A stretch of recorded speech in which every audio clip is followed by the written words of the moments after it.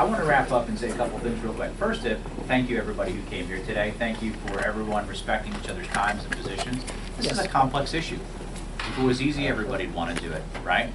So I think that there's an opportunity for us. I think that the general consensus in the room too is that there's not an anti-transit theme from anybody here. I think the question is how do we get literally, to pardon the pun, point A to point B? And I think that it's very fair that we give voters an opportunity to vote, always. That's always the right decision for us to make. But we also need to be honest. And we need to be very transparent, because that's not just what good government does, that's what good people do. And I want to make sure that as we move forward, that all of us make sure that we understand what innovation technology will bring, right? Such as driverless cars, which are the reality of today and how they're working. You know, while trains are really neat, we all loved them, and most of the people in the room probably had a set when they were kids. They are 18th and 19th century technology, right? So let's make sure we look forward in that. We also want to make sure that we understand is, I don't want to be New York. I don't want to be San Francisco. I don't want to be Hong Kong. I've been to all those places, and I tell you what, I don't want to be there. We want to be Georgia, and uniquely Georgia. We do need to just talk about serious issues such as density.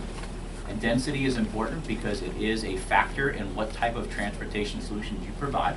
We can't gloss over those.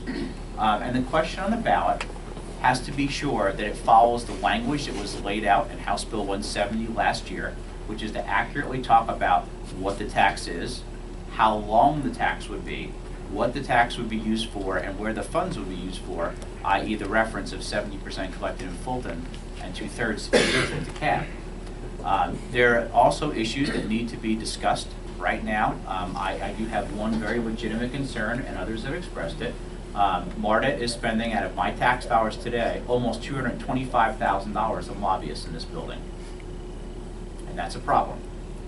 And the last couple of things is we need to look at different studies.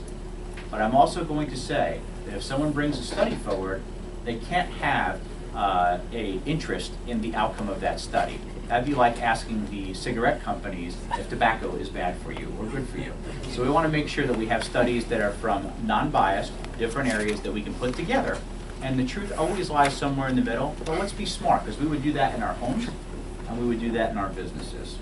And last but not least, you know, a lot has been said about the millennial generation. Senator Beach has got 2 kids, I've got 2 kids, so we all do face that. But again, let's make sure we do talk about facts in those, right? It's easy to typecast them. When I was younger, they told me 2 things were for certain.